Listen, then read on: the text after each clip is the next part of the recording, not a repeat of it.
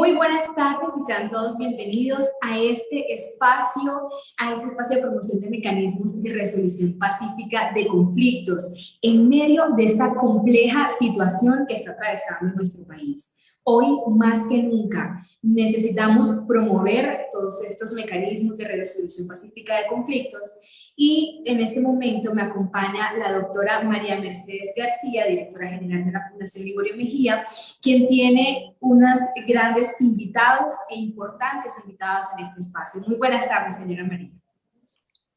Buenas tardes a todos y a todas, un cordial saludo, bienvenidos. Estamos entonces saludando a las personas que se están conectando a nuestro Facebook Live del día de hoy. Tenemos importantes invitados, como tú lo dices. Tenemos al doctor Alejandro Nató, quien es argentino, que es experto en resolución pacífica de conflictos, y a Héctor Vargas Vaca. A los dos les damos una cordial bienvenida, muy honrados de tenerlos en este espacio. Muchas gracias. Así es, señora María, y yo para profundizar un poquito en el tema del que vamos a hablar el día de hoy, quiero presentar muy cordialmente a nuestros invitados, agradecer a toda la audiencia que se conecta como siempre con nosotros en este espacio de debate y de academia. Como bien quería preguntarle antes de iniciar, quisiera que nos hablara, señora María, un poquito de este espacio, a qué va dirigido y en qué contexto vamos a hablar de la resolución pacífica de conflictos según el marco que está atravesando Colombia en este momento. Bueno, lo más importante es que esto lo hacemos en cumplimiento de nuestra misión de promover la paz y la reconciliación en nuestro país. Entonces, hemos iniciado una serie de foros que hemos denominado la resolución pacífica de conflictos y la violencia en medio de las protestas sociales y del descontento social, con la participación de académicos y líderes sociales, tanto a nivel nacional como a nivel internacional, y buscamos que este espacio sea realmente imparcial y libre de intereses políticos, económicos y religiosos. Con este espacio buscamos es que se haga una sana reflexión de promoción de los mecanismos alternativos de solución de conflictos. Carla, cuéntanos quiénes son nuestros invitados de hoy. Muy bien, teniendo esto claro, entonces vamos a dar inicio a este debate, a este conversatorio, a este espacio. Y me acompaña en la sala con ustedes el doctor Alejandro Nató. Él es abogado y procurador, mediador y especialista en gestión de conflictos públicos. También es defensor del pueblo en el año 2003 y defensor del pueblo adjunto de la Ciudad Autónoma de Buenos Aires. Tiene una maestría en resolución de conflictos y mediación de la Universidad de León, España. Tiene una maestría en cooperación internacional y gestión de proyectos en España. También es profesor titular de Cátedra de Derecho Latinoamericano en la Universidad de Buenos Aires. Profesor adjunto de Derecho Internacional de los Derechos Humanos en la Facultad de Derecho de la Universidad de Buenos Aires. Tiene un doctorado en Derecho de la Universidad Nacional de Mar del Plata. Asimismo, es presidente del Centro Internacional para el Estudio de la Democracia y la Paz Social, coordinador académico del Instituto Latinoamericano de Ombudsman. El doctor más adelante me corregirá si lo dije correctamente, y también es integrante del roster de expertos en la resolución de conflictos y mediación de la Secretaría Política de la OEA, coordinador de la Oficina de Gestión de Conflictos de la Defensoría del Pueblo y de la Nación en Argentina. También en el panel nos acompaña Héctor Vargas Vaca. El doctor es coordinador académico de la Maestría en Justicia Transicional de la Universidad Externado, es docente universitario en Derecho Constitucional, Justicia Transicional, Sociología Jurídica, Justicia Transicional, Resolución de Conflictos y Metodología de la Investigación. Doctor de la Universidad Nueva Granada, del programa Paz, Conflicto y Democracia del Instituto de la Paz y los Conflictos. Asimismo, es egresado de Derecho y especialista en resolución de conflictos de la Universidad Externada de Colombia, con experiencia en trabajo comunitario, sociedades vulnerables, sector público y cooperación internacional para el desarrollo. A quien le damos la bienvenida y muchas gracias por este espacio que abrimos, por acompañarnos aquí en la Fundación Liborio Mejía y a toda la audiencia que se conecta. Bueno, queremos iniciar este conversatorio preguntándoles, pues en su experiencia, en su amplia experiencia en mediación, y con base en su conocimiento en conflictos nacionales e internacionales queremos preguntarles, pues lo primero es que si es válido hablar de resolución pacífica de conflictos en medio de las protestas sociales y del descontento social, y que si esto podemos aplicarlo a la situación que vivimos actualmente en Colombia. Ustedes dirán quién nos da su opinión primero. Está abierto la audiencia para ustedes. Muchas gracias. Gracias, gracias, gracias. Héctor, si te parece, arranco y después, ¿te parece bien? Bueno, un placer enorme. Un placer enorme estar aquí contigo, Héctor. Gracias a la Fundación, a María Mercedes, a Carla por la presentación. Y a la pregunta, yo diría que siempre hay un espacio de posibilidad para poder pensar en gestión constructiva de conflictos. Más que resolución, transformación, en gestión constructiva de conflictos. Hay que ver qué denotan los conflictos en situaciones como las que vos haces mención, María Mercedes, que es la que están viviendo en Colombia. Una buena lectura sería de dónde vienen los conflictos, cuáles son las causas estructurales que dan vida a los conflictos, y qué fue que aconteció respecto a aquella etapa de conflictividad como la que vivieron en 2019, y el rol del Estado y el rol ciudadano, y los vínculos entre el Estado y los ciudadanos, cómo también eso repercute en la etapa actual. No es lo mismo, y de ningún modo es igual, pensar en sistemas de gestión constructiva de conflictos, en un conflicto que está en una etapa de latencia, a un conflicto que está escalando cada vez más y llegando a un lugar de verdaderamente malestar profundo entre todos los actores, porque ya son miradas cruzadas de violencias múltiples que se dan en el escenario, con violencia institucional por un lado, con radicales en el escenario público, pero con muchas personas también protestando con legítimas causas. Y entonces ahí sí quiero plantear el tema de qué denotaban los conflictos en 2019, que quedaron con determinado tipo de acción por parte del Estado, como una especie de inversión de la carga de la prueba hacia el Estado. Y la pregunta es, ¿qué hizo el Estado con esos conflictos en relación con los ciudadanos? Después vamos a hablar, si les parece bien, de qué tipo de ciudadanías tenemos, porque no es lo mismo la ciudadanía civil, la ciudadanía política, a la irrupción de los derechos sociales con la ciudadanía social, a la ciudadanía urbana, que cambia la dinámica de las minorías activas a las minorías intensas, cambia la dinámica de las mayorías inasibles a las mayorías difusas. Entonces digo, esto que pareciera ser algo que lo digo escalonado, es para desarrollarlo, es para aterrizarlo. A mí me parece que hoy hay nuevos clivajes de demandas que obedecen a también relaciones que existen entre la ciudadanía y el Estado, en las cuales son insatisfechas por no formar parte de la agenda del Estado. Y hay cuestiones estructurales, como la desigualdad, como la cuestión sanitaria, como la cuestión de un epifenómeno, como una pretensión de una reforma previsional que afecta a los sectores que teóricamente eran también afectados por la propia desigualdad. Entonces uno dice, bueno, ¿no será que hay una falta de lectura de lo que eran los conflictos, de lo que eran los reclamos en 2019, de lo que debería haber sido el rol del Estado durante estos 2 años, de lo que no fue el rol del Estado y lo que acontece ahora? Después hablemos de las violencias, pero me parece que antes de hablar de la violencia, deberíamos poner sobre la mesa el rol del Estado en función de los tipos de ciudadanía que tenemos y el ejercicio de ciudadanía que tenemos en función de los derechos.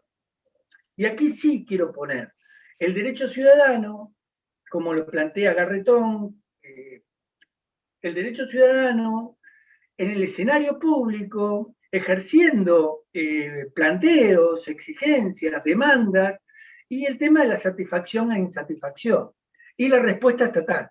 Ahora, si la respuesta estatal es con violencia institucional, a mí me parece que yo voy a poner una frase que la digo generalmente, que la calidad y el contenido de la democracia se debería medir por el grado de asimilación de conflictos por parte de los estados. Y si se afecta o no se afecta la calidad de la democracia y la legitimidad de la gobernanza en función de cómo se tratan los conflictos. Entonces digo, sí se puede hablar de resolución de conflictos, pero estas categorías que traigo del rol del Estado, de la ciudadanía, de lo que implicaban los conflictos anteriores, macroconflictos, de lo que hizo el Estado con esos conflictos, de si se tuvo o no se tuvo en cuenta las cuestiones estructurales, y qué implican los conflictos ahora. Después podemos hablar de las violencias cruzadas, pero antes de hablar de las violencias cruzadas, a mí me gustaría dejar sentado esta base para un diálogo con Héctor, para que después que Héctor dé su opinión podamos conversar alrededor de esto. Muchas gracias, Alejandro. Pues voy yo un poco respondiendo a la pregunta que nos hace María Mercedes y aprovecho para darle las gracias a la Fundación Liborio Mejía por esta invitación que me hace. Si ¿es solamente utilizable la violencia o la fuerza? Esa es una muy buena pregunta. Cuando uno analiza los manuales de derecho operacional de las fuerzas militares, se da cuenta que en los propios manuales, incluso en los manuales en donde se maneja la guerra, se da cuenta que hasta en esos, la primera opción que existe es la de la resolución de conflictos y la de intentar negociar. Eso ya para hablar de situaciones de violencia, ¿no? Si habláramos dentro de la cuestión más coercitiva del Estado, que es el derecho penal, también allí uno puede darse cuenta que existen dentro de los procedimientos unos elementos de negociación para no justamente aplicar las penas. ¿Y qué decir de un movimiento social o qué decir de una situación social que se presenta? Y desde ese punto de vista, pues prácticamente en cualquier escenario en el que nosotros nos veamos, la negociación está por delante de cualquier situación, ante la existencia de cualquier tipo de conflicto, incluso en el tema de la prevención. Y eso pareciera que se nos olvidara. Y se nos ha olvidado porque están corriendo en el mundo unas tesis que nos están haciendo muchísimo daño. Yo creo que la principal tesis que le ha hecho daño a muchas democracias es la de considerar, después del 11 de septiembre del ataque a las Torres Gemelas, de considerar de que existen personas terroristas y que con ellas no se negocia. Ese es un gravísimo error que han cometido los gobiernos, porque miren ustedes cómo después Estados Unidos y cómo recientemente sí intentó hacer negociación con los talibanes en Afganistán. Entonces, eso nos demuestra como principio, y no solamente en el tema de Colombia, sino en cualquier otro contexto, que las negociaciones son absolutamente importantes y que tender puentes de oro entre los oponentes es importante y que no cerrar las puertas con llave es importante. Y desde ese punto de vista, pues yo empiezo a analizar un poco quiénes son los que están interviniendo en este contexto. En este contexto existe primero que todo un gobierno en donde sí efectivamente podemos percibir que existe un estilo de no negociar. De hecho, viene de ganar unas elecciones con ese propósito, con esa promesa, con la promesa de gobernar, negando la existencia de una negociación previa. Y ese fue tomado por la población. Yo creo que ese es una espiral en el que nosotros nos hemos metido, que es nefasto y que es poco ejemplar para las pequeñas negociaciones que se tienen que hacer en los territorios, con las comunidades. Y lo que es peor, que cuando realices una negociación, no la cumplas o no des elementos de cumplimiento y también consideres a que el oponente no se encuentra asimétrico contigo. Yo creo que ese ha sido un error. Y este error no lo veíamos en otros procesos, porque dificultades como estas hemos tenido en anteriores oportunidades. Desde luego, y no solamente este Estado. Chile, por ejemplo, nos está señalando un camino muy parecida. Y desde ese punto de vista, pues tenemos una población que tiene unas características muy difíciles.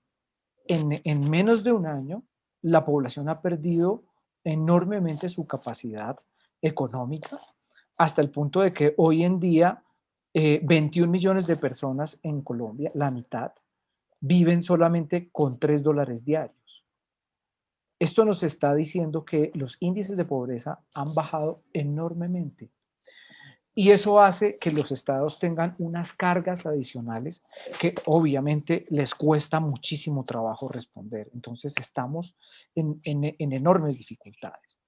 Y esto sumado a que la promesa del gobierno era una promesa muchísimo mayor, pero que está relacionada con la posibilidad de cumplirlo en términos económicos. Esto hace que uno de los extremos sea un actor completamente insatisfecho, muy difuso, porque hay intereses muy difusos, y un actor al que se le convoca para que contribuya cuando su empobrecimiento es evidente. Entonces ahí hay una enorme dificultad. Y de otro lado está el Estado o el gobierno con esa promesa que tiene que defender dos cosas grandes. Primero, el pacto social que todos los gobiernos deben defender y el pacto constitucional. Y segundo, su propia promesa de gobierno.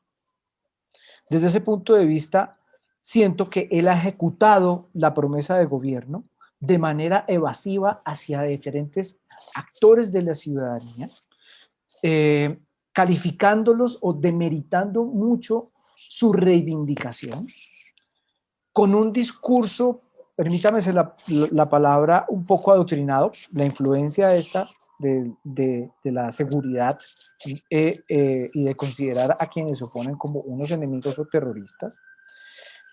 Además, poco entrenado en el arte de gobernar, porque eso se nota mucho en que los actores que deben estar negociando no lo hacen asertivamente. Y también absolutamente ideologizado. Y en el tema de la ideologización, estamos viendo de que a Colombia se le vendió la promesa de no parecerse a Venezuela. Y ahí hay una falla en la coherencia porque estamos viendo unos elementos en la forma de gobierno que parece que fueran como los del vecino país. Entonces, para responder a esa primera pregunta, María Mercedes, y un poco al aporte que Alejandro nos da, dejo ahí y continúo más adelante con otros elementos que yo quisiera un poco analizar. O si es del caso, y si me lo permiten, voy a presentarlos de una vez, porque me parece interesante un poco analizar es cuál es el motivo del conflicto o cuáles son los motivos del conflicto. Y es que en este punto de hablar de los motivos del conflicto, uno se pregunta, como decimos, cuál es el florero de Llorente. Pareciera que fue un huevo, o el precio el valor de los huevos. Eso es un detonante, efectivamente. Pero pareciera que fue la reforma, una propuesta de reforma tributaria casi confiscatoria para algunos. Ese también puede ser un detonante. Pero como anticipadamente Alejandro Nató, a quien les pido que nos excusen porque tiene que recibir una llamada en este momento importante, había una situación que se presentó en el año 2019 que fue un paro muy importante y del cual quedaron unos acuerdos. La pregunta es, ¿esos acuerdos se cumplieron o no se cumplieron? Yo he escuchado al gobierno y el gobierno puede demostrar que hay algunos elementos que se han cumplido, pero hay una insatisfacción, es decir, arrastra el Estado una insatisfacción. ¿A qué se debe la insatisfacción? Yo atribuyo a que hoy en día la sociedad no es la misma. La sociedad está más informada, tenemos el acceso a redes sociales, hay pequeños hechos que se convierten en conceptos para las personas del común. creo que las redes sociales cumplen una función, pero depende del receptor porque depende también de nuestra capacidad para analizar o discernir qué cosas son ciertas y qué cosas no son ciertas. Entonces, desde ese punto de vista, puede estar sucediendo que estemos obedeciendo a algunos elementos del contenido del conflicto que no sean ciertos, que no hemos entendido suficientemente bien, por ejemplo, en cuanto al funcionamiento institucional y la necesidad de financiarlo, sobre todo ahora, en tiempos de pandemia. Y eso ha generado un enorme descontento social. En efecto, yo creo que pues todo esto es un cúmulo de situaciones. El solo hecho de haber permanecido un año encerrados, limitados completamente en nuestras libertades sin poder trabajar, genera en la sociedad una insatisfacción y un desespero tal en donde la sensación de agobio, la sensación de necesidad, la incertidumbre no permiten actuar con adecuada cabeza. Y lo que es peor, que aparecen múltiples actores con diferentes reivindicaciones. Entonces, el Estado, en cabeza del gobierno, en cabeza de la toma de decisiones, ¿con quién negocia? ¿Con cuántos negocia? ¿Cuáles son las solicitudes? Lo que pareciera que fue una solicitud inicial o lo que despierta la indignación, que es una reforma tributaria, el gobierno ya dijo, la retiro y cambió al autor de la reforma y aún así se siente descontento por la sociedad. Bueno, descontento. No sé, Alejandro, como, bueno, la idea del espacio definitivamente es promover el uso de los mecanismos de resolución pacífica de conflictos. Entonces, Alejandro, para contarte un poco, cada vez que uno habla mal o bien del gobierno, eso genera una polarización muy grande. Entonces, yo quiero como que nos limitemos un poco en ese sentido a hablar bien o mal del gobierno, eh, porque lo que queremos es como que independientemente de si son pro gobierno o no, que lo que tratemos es de promover y de entender que el uso de mecanismos de resolución de conflictos es lo importante y no el uso de la violencia, independientemente de si están a favor del gobierno, si no están a favor del gobierno. Entonces quiero preguntarte, Alejandro, ¿tú cómo ves frente a tu experiencia el uso de estos mecanismos de resolución de conflictos frente a todo este descontento, frente a de pronto unos pactos que se han realizado, frente a unas condiciones muy grandes de desigualdad que evidenciamos? ¿Tú cómo has visto, pero que esto no sea una falacia, que esto no sea como algo en medio, como algo infame, digamos, nosotros proponiendo algo infame, sino que sea algo realizable? ¿Cómo aplicamos los mecanismos de resolución pacífica de conflictos en medio del descontento social, en medio de la desigualdad, en medio de la desconfianza que hay y qué se requiere para aplicar esos mecanismos? Porque si hablamos de diálogo, pues se requiere con quién dialogar, eso sería lo primero. Adelante, Alejandro. Sí, a mí me encantaron las categorías de análisis que trajo Héctor. Me parece que son necesarias para tener una lectura apropiada de lo que acontece verdaderamente. O sea, para poder ver si caben o no caben determinado tipo de instrumentos, para no ser una ferretería, o sea, y salir del pensamiento instrumental impugnatorio, que lo que no es una herramienta sirve o lo que no es una herramienta no sirve. Me parece que tenemos que tener un salto de calidad y darnos cuenta que a veces son instrumentalizados los mecanismos de gestión constructiva de conflictos. Son funcionales a dinámicas de necesidades, de cierto tipo de estilo de gobernanza. ¿Qué quiero decir con esto? Y que cuando estoy fuerte no negocio, cuando estoy débil ahí convoco al diálogo. Digo, es un tema de convicción, es un tema de ideología, es un tema de instrumento de acción política dentro de lo que es la vida democrática, y me parece que hay que definir estas cosas. Por eso quiero valorar mucho las categorías de análisis de esto.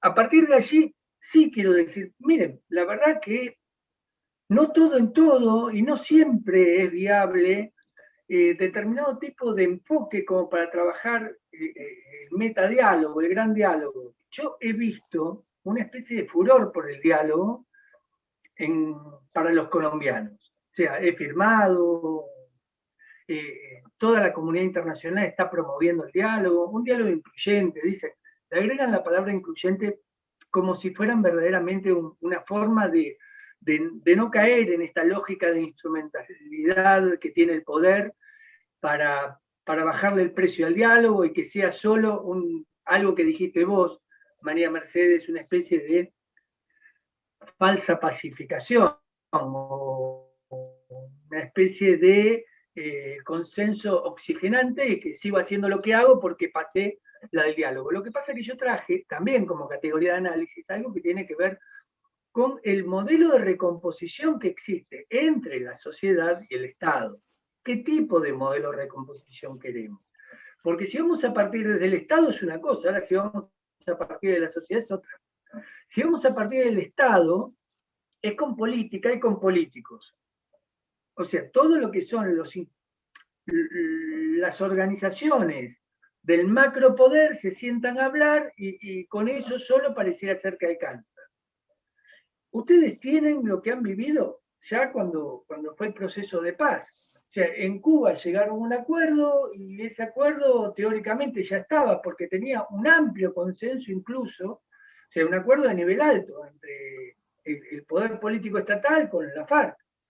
Y un gran paraguas internacional que dijo, este es el acuerdo, y después cuando lo llevaron a la población dijo, este no es el acuerdo que yo quiero. O sea, yo lo que quiero decir con esto es que hay múltiples modos de intervenir, que no es solo el diálogo propiamente dicho entre los actores de la política. Y ese modo de intervención, esa forma de intervención, que es donde tenemos que reparar, por eso es tan necesaria la lectura, de quién con quiénes y desde dónde me paro para poder instrumentar mecanismos dialógicos. Esto no quiere decir que no tenga un enfoque dialógico. Ahora, creer en el macrodiálogo y que sea la panacea y la solución, yo creo que ese macrodiálogo puede ser un falso consenso. Porque, queramos o no, puede haber salidas entre los políticos para la política y seguimos andando. Pero esto no es acoger a la sociedad civil en su forma de ciudadanía que cada vez expresan más nuevos clivajes de relación con el poder y exigencias que van perforando a las capacidades de relación que tiene el Estado con la ciudadanía, a las capacidades de respuesta que tiene el Estado con la ciudadanía. Y esto es en clave de derechos.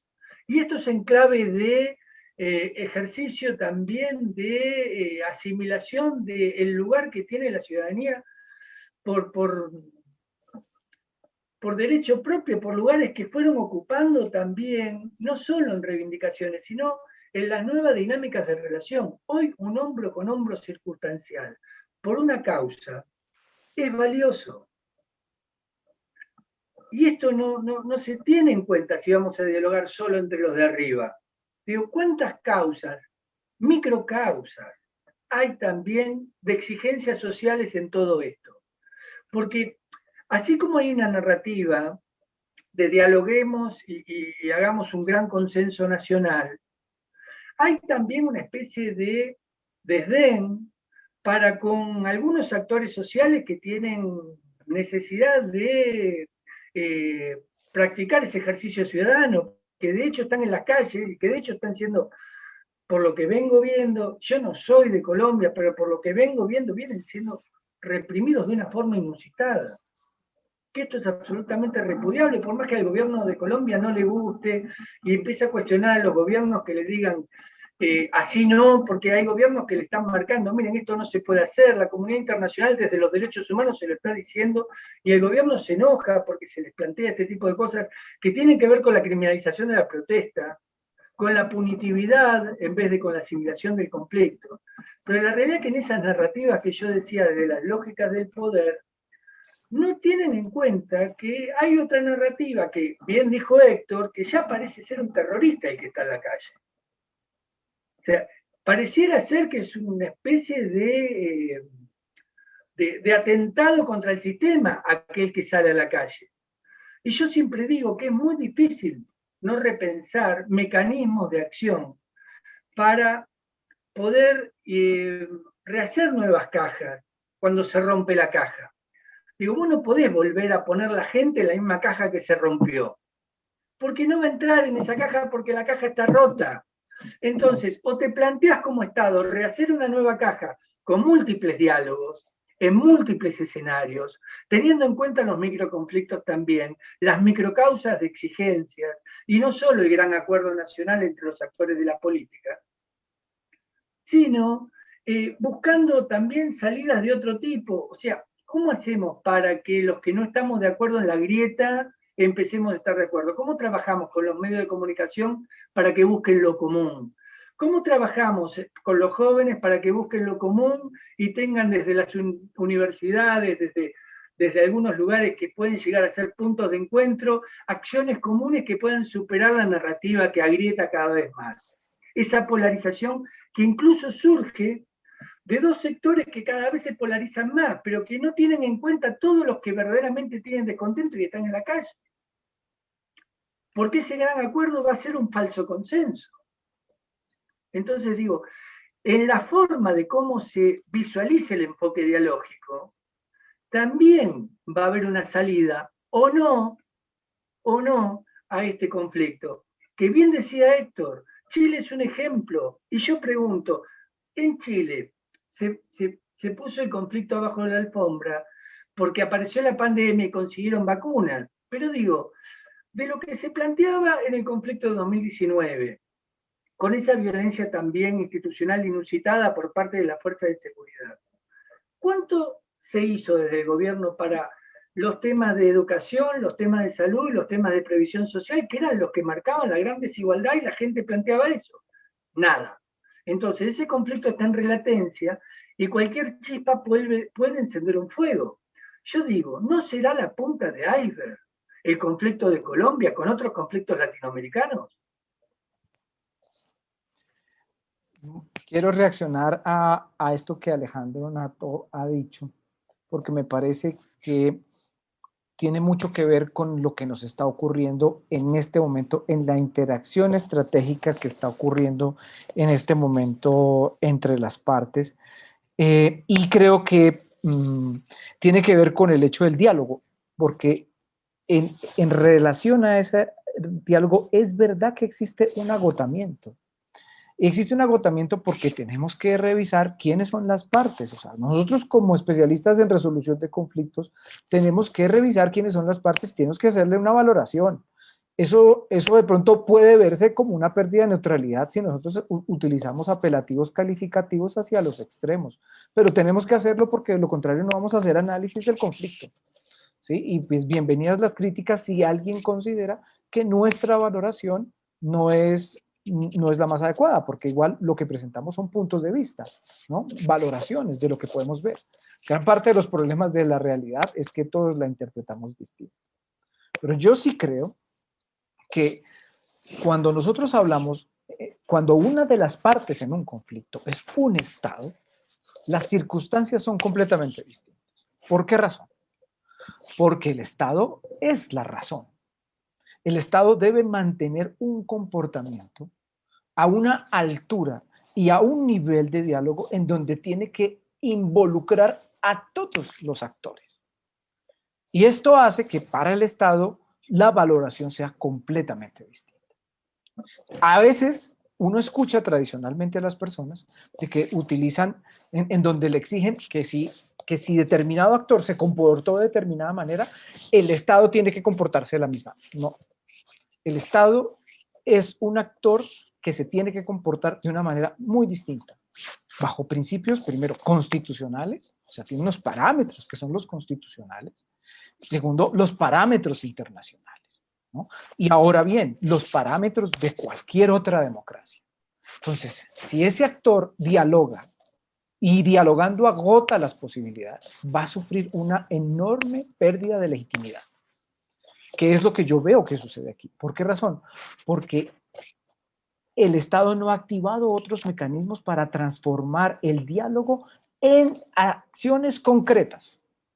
Y las acciones concretas, ahí voy a responder un poco a hilar lo que Alejandro está diciendo, están muy relacionadas con eliminar circunstancias de desigualdad. Porque una visión de la sociedad considera que la desigualdad es natural y que la gente tiene que defenderse como pueda.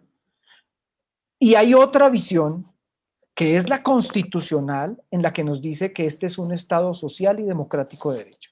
No es cualquier Estado, no es como Reino Unido o como Estados Unidos, no.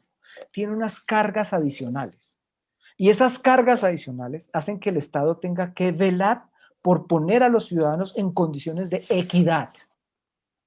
Y si los ciudadanos que están por debajo de la línea de pobreza están viendo que en medio de la pandemia hay unos que tienen progreso, que están ganando y que se llevan una ventaja por delante, eso produce indignidad en una sociedad.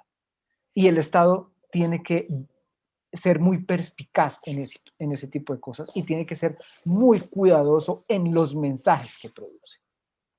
Entonces, desde ese punto de vista, la interacción estratégica entre las partes no está para nada fácil.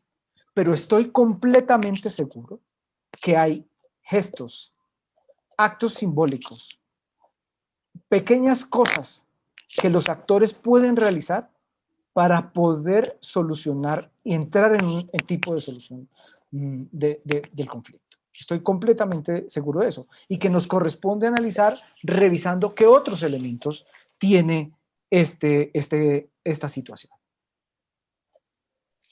Bueno, muchísimas gracias, Héctor, muchísimas gracias, Alejandro. Pues les contamos que tenemos nuestra audiencia activa en este momento. Queremos saludar a Nancy Joana Pulido, que se encuentra conectada, Matilde Vargas, Diana de la Rúa, de la Asociación Respuesta para la Paz de Argentina.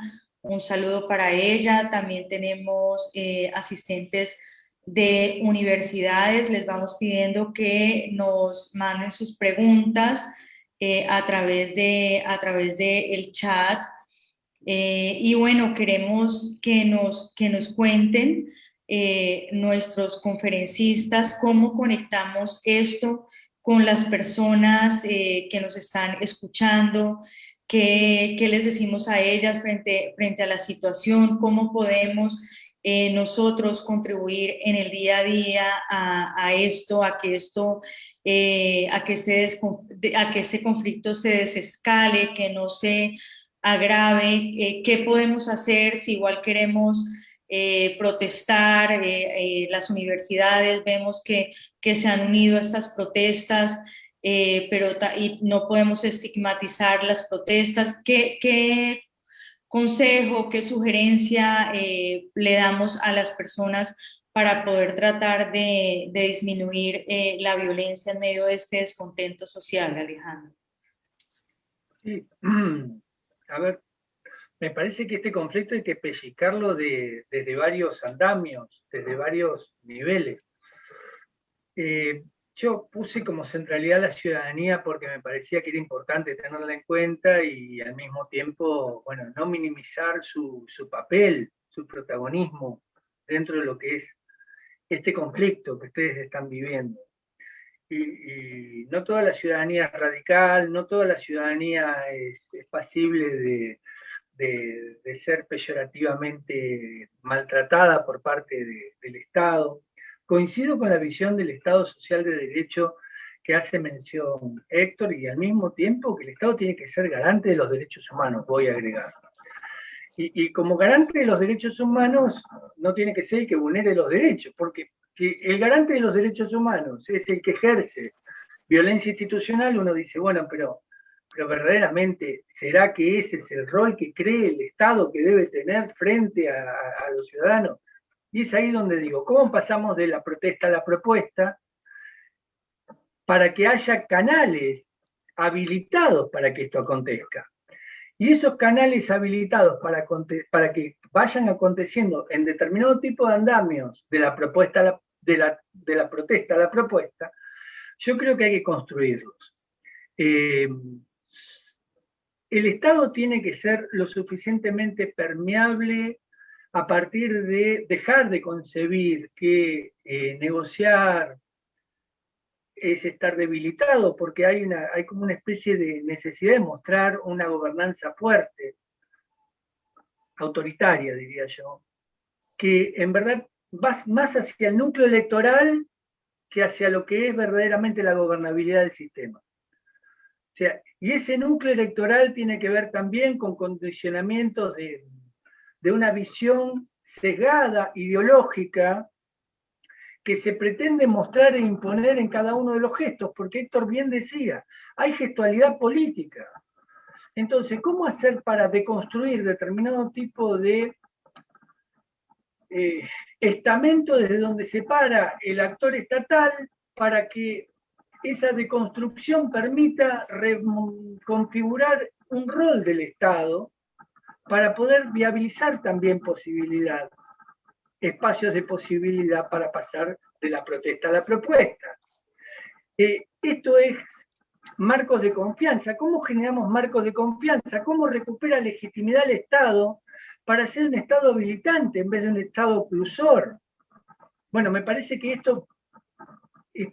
estas cuestiones que interpelan al actor estatal, hay que ponerlas arriba de la mesa. Después hablamos desde la gestión constructiva de conflictos. Yo acabo de escribir un artículo que va a salir en la revista Turbulencia la semana que viene sobre esto, que digo, miren, hoy más que nunca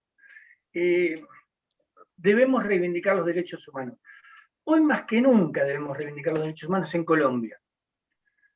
¿Por qué? Y porque está en juego el Estado de Derecho también. No está en juego solamente si el electorado lo va a seguir votando o no al partido que está en el gobierno, o a la estructura que está en el gobierno en este momento. Y esa fidelización sigue estando a partir de una gestualidad. Me parece que está en juego el Estado de Derecho. Y en uno de los estados que posiblemente está siendo señero en cuanto a lo que pudo llegar a ser un acuerdo de paz, en cuanto a lo que pudo llegar a ser después de 50 años de luchar para poder llegar a un peldaño, a un andamio como el que llegaron, bueno, que se desmorone desde allí, más allá de los actos del Estado por garantizar que ese acuerdo de paz tuviera sostenibilidad y se cumpla. Digo, más allá. Digo, que se desmorone el Estado de Derecho por la actitud del Estado. Me parece que también desde la gestión constructiva de conflictos habría que empezar a agitar la voz de decir, bueno, los derechos humanos también cuentan. Y no solo cuentan los instrumentos de acción del diálogo, sino que los instrumentos de acción del diálogo, como dicen muchos, para que sean incluyentes, es que esté atravesado por el campo de los derechos humanos y que esté atravesado también por una nueva sensibilidad y una reconfiguración del rol del Estado frente a los conflictos. Por eso tiene que haber, y esto lo digo en voz alta, tiene que haber otro tipo de sensibilidad del Estado frente al conflicto, que no lo está teniendo y no lo está mostrando. El Estado sigue pensando, por lo que estoy viendo, el Estado-gobierno sigue pensando, por lo que estoy viendo, que sentando a los actores principales en una mesa y negociando, se sale de este conflicto. Y este conflicto ha permeado transversalmente, de modo horizontal y de modo vertical, a toda la sociedad de Colombia. Entonces, me parece fundamental, y ahora paso, me parece fundamental decirles a los que están aquí, que yo creo que todo conflicto es una oportunidad, que este conflicto como está, es un laboratorio de conflictos para quienes trabajamos en esto y lo seguimos de cerca, pero al mismo tiempo, desde aquí ya no podemos seguir solamente predisponiendo instrumentos de diálogo, sino decir, bueno, en nombre de la ética, tenemos que decir, aparte de predisponer instrumentos de diálogo, exigimos una reconfiguración del Estado con otra sensibilidad frente al conflicto, para que ese Estado pueda ser garante de la predisponibilidad de nuevos espacios donde se pase de la protesta a la propuesta. Bueno, muchas gracias, Alejandro. Acá quiero, Héctor, que nos ayudes con esta pregunta que nos hace Diana de la Rúa Eugenia y después continuaremos con otras preguntas que tiene nuestra audiencia. Nos pregunta Diana de la Rúa que si se llegara a una mesa de diálogo, ¿quiénes representarían a los protestantes? ¿Hay líderes respetados que tengan legitimación de la sociedad ante el conflicto actual de Colombia? Y eso es muy, muy importante, precisamente porque viendo las peticiones que tiene el Comité del Paro, hay unos elementos pues que son importantes, pero que no toman en cuenta temas como la desigualdad estructural, temas como la ética de la que habla Alejandro Nato, y un aspecto que considero fundamental es el tema de la corrupción. ¿Para qué continuar recogiendo recursos si no estamos incluyendo el tema de la corrupción? Y ese comité del paro, pues en realidad, a mi modo de ver, y la pregunta es para Héctor, no estaría representando la inconformidad que tenemos los colombianos. Adelante, Héctor. Muchas gracias. Está enmarcada la pregunta de Diana dentro del cómo desescalar esta situación de violencia. O sea, ¿cómo solucionarlo? O sea, puede el Estado, por la vía como va, puede el gobierno, por la vía como va haciendo uso de la fuerza, obtener algún tipo de apaciguamiento de los ánimos. Mi respuesta es que puede de pronto generar un desgaste entre las partes, porque los paros generan un enorme desgaste, unos enormes costos para todos, incluidos los que están allí.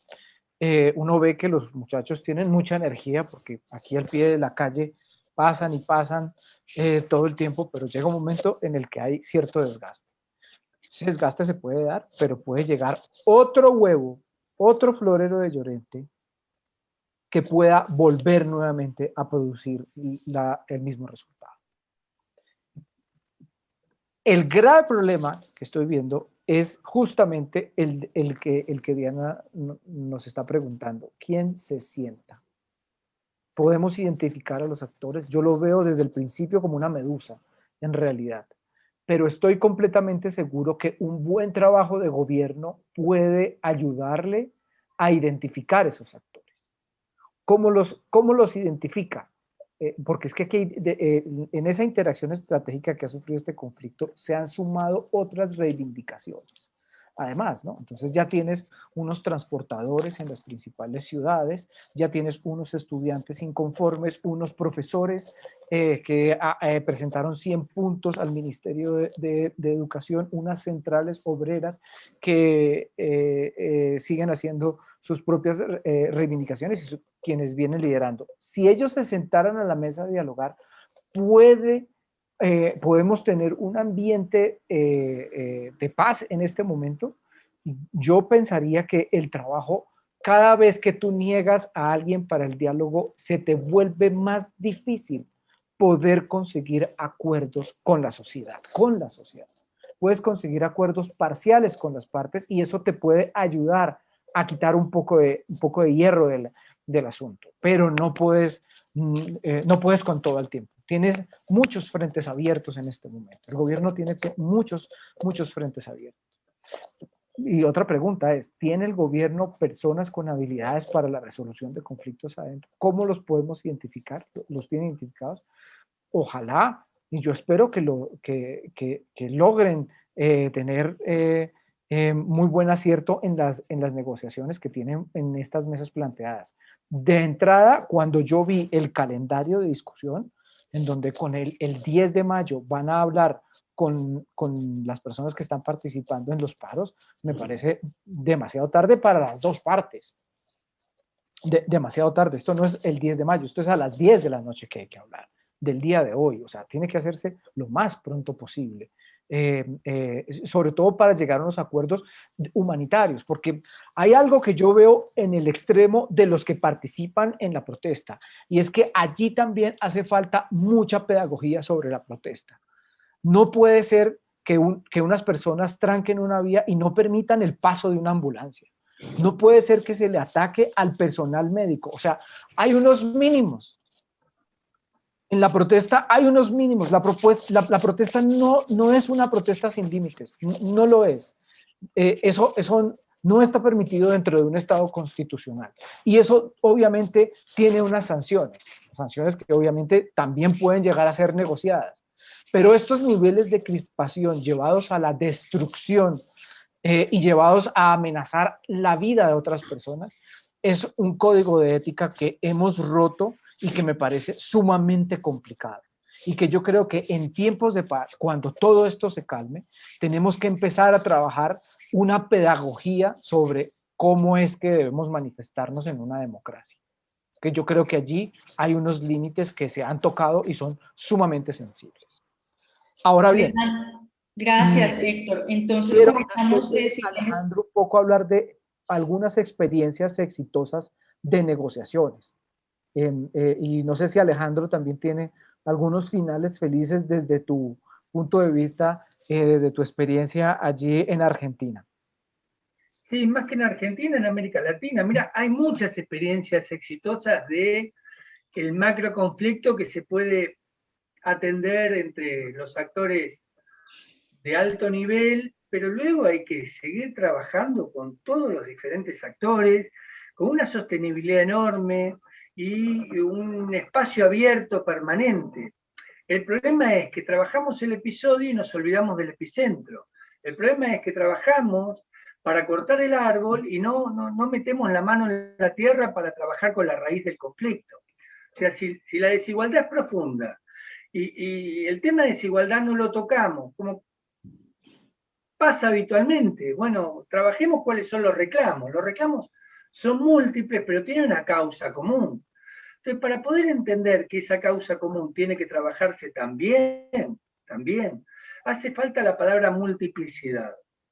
Y la multiplicidad obedece a múltiples escalas, obedece a múltiples actores, obedece a múltiples factores, obedece a diferentes tipos de situaciones en las cuales cada uno de los actores que expresa un reclamo, ese reclamo tiene que ser entendido, comprendido y trabajado, pero para ello tiene que haber, bien decías vos, Héctor, un andamiaje puesto a disposición de estas infraestructuras dialógicas.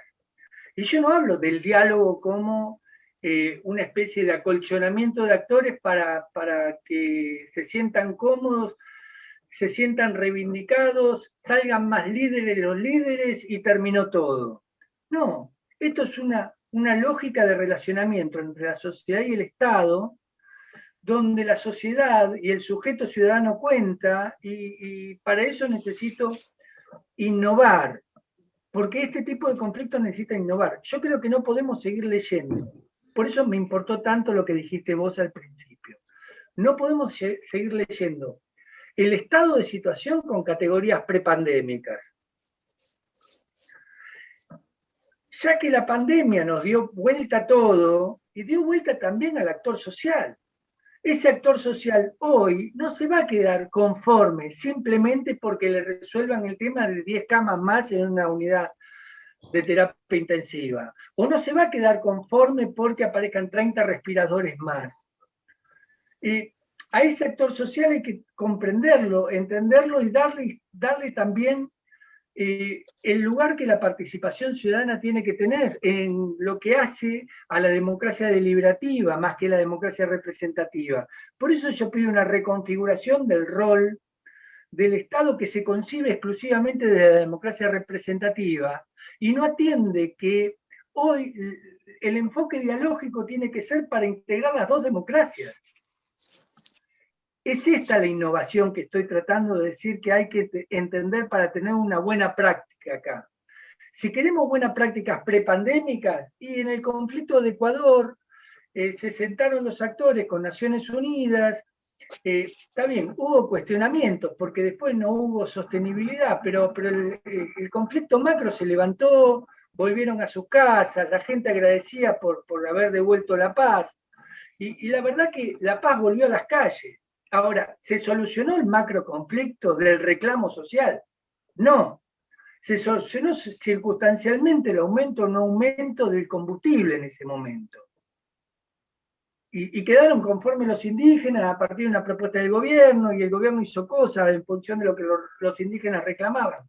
Un poco lo que preguntaba Diana, ¿hay actores clave para sentar en una mesa de negociación? Yo vuelvo a la palabra multiplicidad, multinivel, multiactoral, muchos escenarios disponibles de diálogo, y también esto que decís vos, Héctor, bueno, una nueva cultura también por parte de la protesta social hace falta.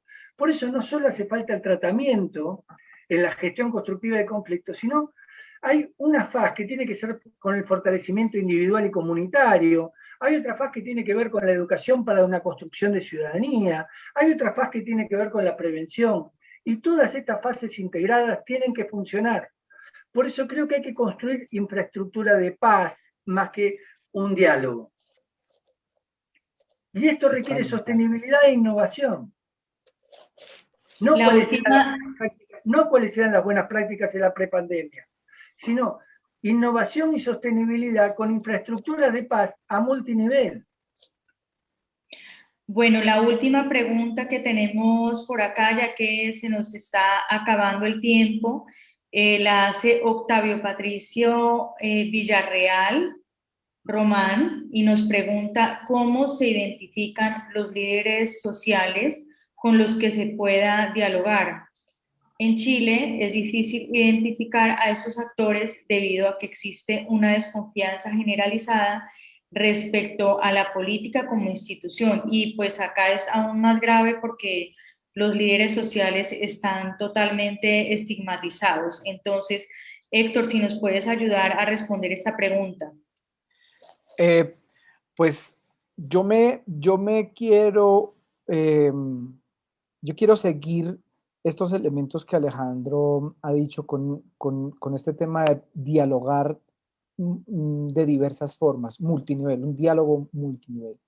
Porque creo que un gran error y desacierto es que veas que la calle sale a manifestarse y tú le respondas solamente con fuerza pública y no trates de mediar en ninguno de los niveles.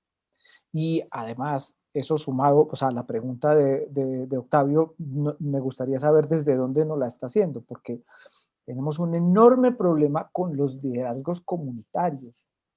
Los liderazgos comunitarios para nosotros son la verdadera esencia de la democracia, porque son las personas que trabajan de manera voluntaria y desinteresada por sus comunidades. De ahí para arriba, toda esa representación política es clientelar y está sujeta a diferentes accesos a presupuestos. Entonces, el líder comunitario nuestro es la célula de la democracia y casi que ahí se queda, casi que ahí se queda. Y desafortunadamente los asesinatos y las persecuciones en contra de los líderes sociales es bárbara, es una atomización.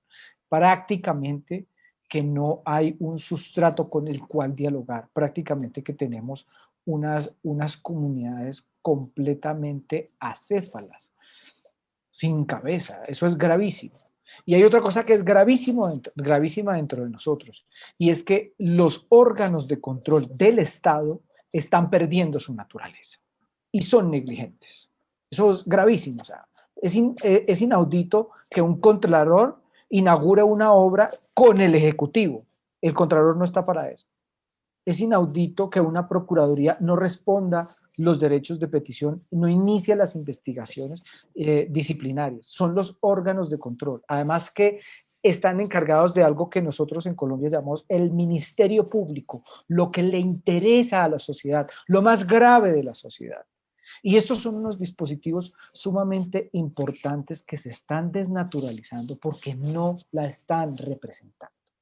Entonces, hay un grave problema institucional. En el funcionamiento institucional hay un grave problema institucional en donde todos tenemos que volver a leer la Constitución y acordarnos de cuáles son nuestras funciones.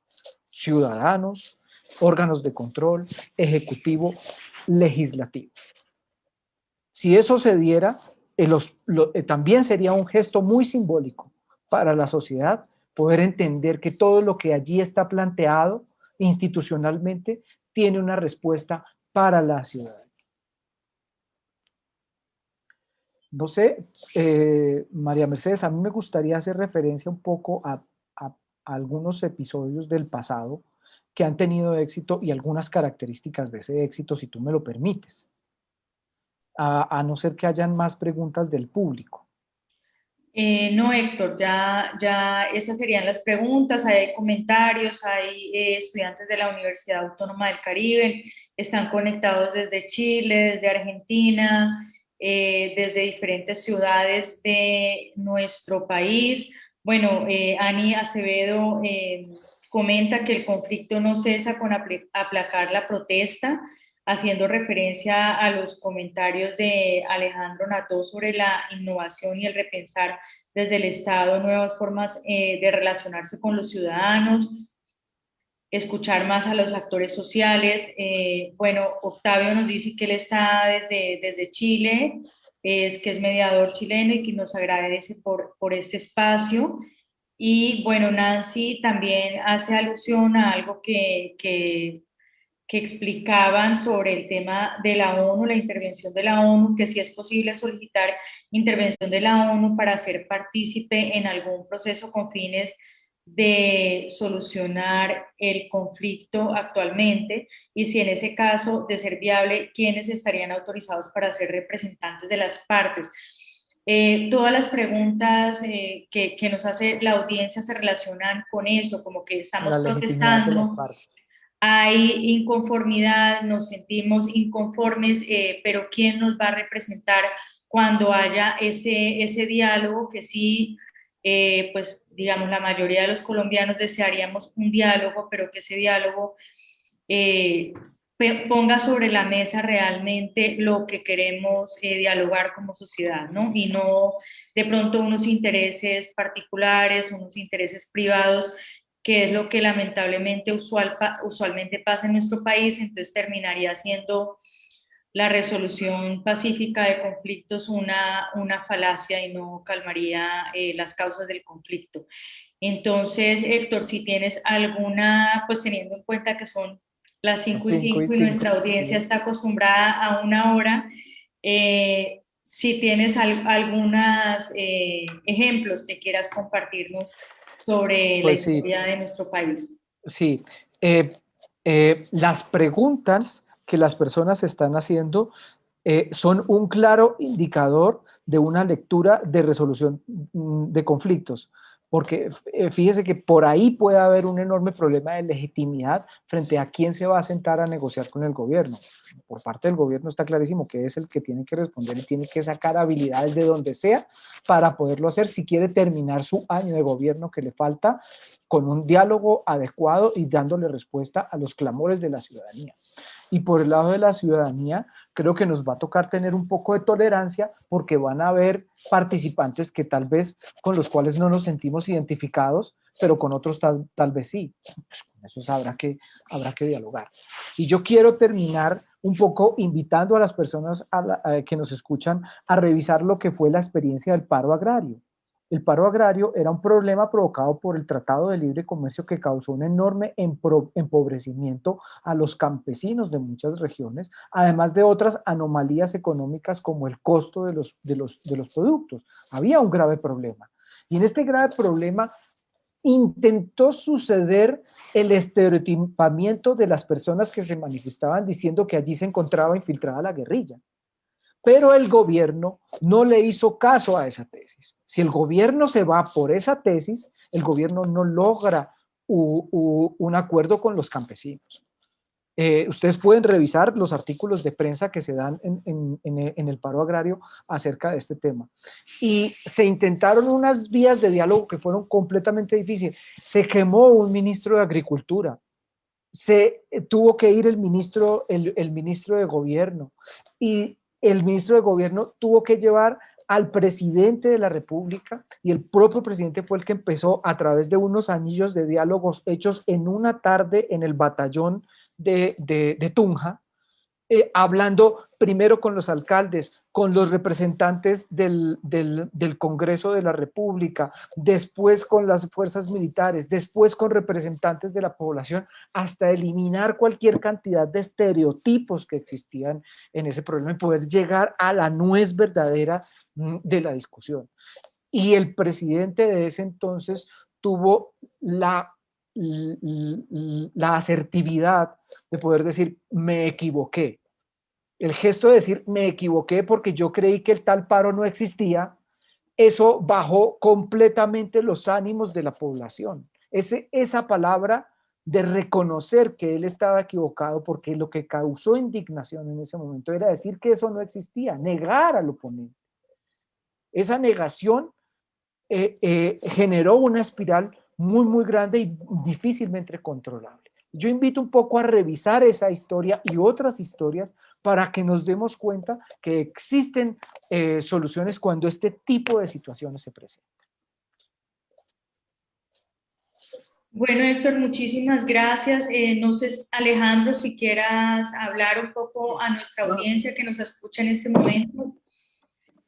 Yo solamente, sabiendo lo del horario, es decirles, a mí me gustaría que pensemos en diálogos, en plural, más que en diálogo, que volvamos sobre lo del multinivel, que pensemos que siempre hay un espacio de posibilidad para hacer algo desde la gestión constructiva de conflictos, que no hay duda que Naciones Unidas puede aportar su granito de arena, pero no es lo único.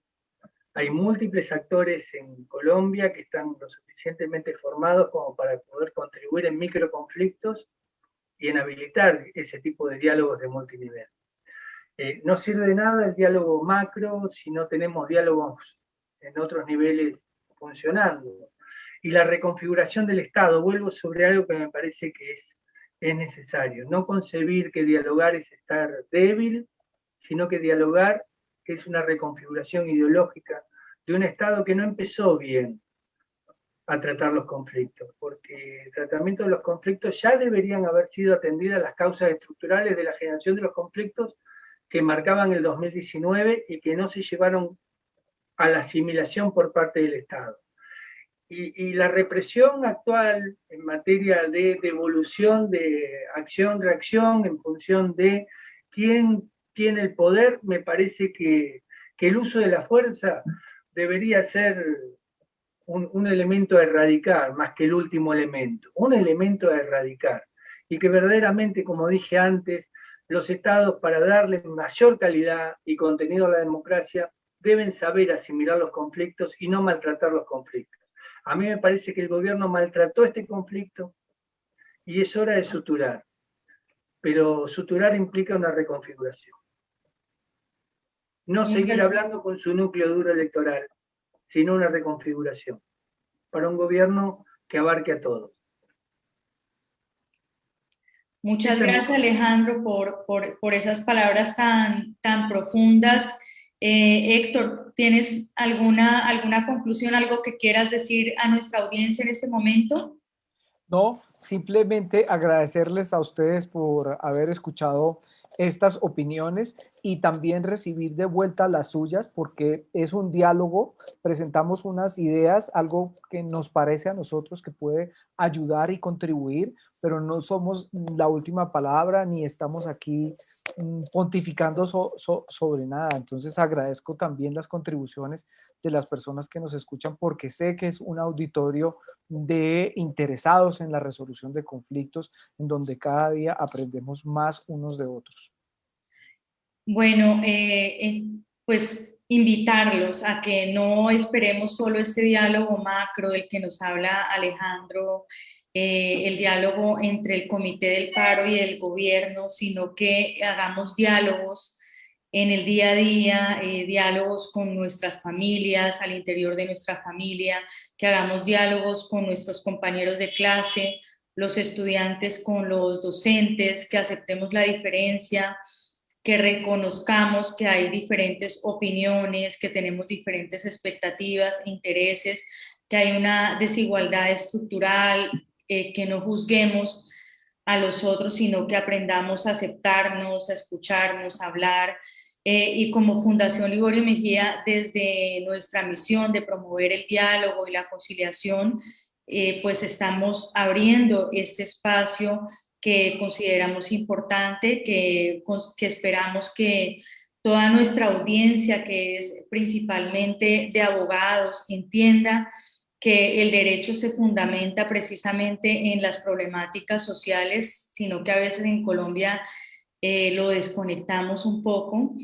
Entonces queremos continuar con este espacio, si ustedes quieren unirse, si quieren continuar participando, si tienen ideas de conferencistas, si tienen nuevas ideas sobre algo que nos pueda contribuir a este movimiento, que queremos que se fortalezca la resolución pacífica de conflictos y no que se fortalezca la violencia en medio de estas protestas que sabemos que son legítimas, muchas de ellas, y un descontento social que también es legítimo. Entonces, agradecemos inmensamente a Alejandro por su contribución, por su profundidad, al profesor Héctor también por su participación, a todas las personas que se conectaron el día de hoy desde diferentes países, los seguidores de Alejandro, que siempre están acompañándonos de Uruguay, de Argentina, de Chile, de México y nuestra audiencia desde todas las ciudades de nuestro país.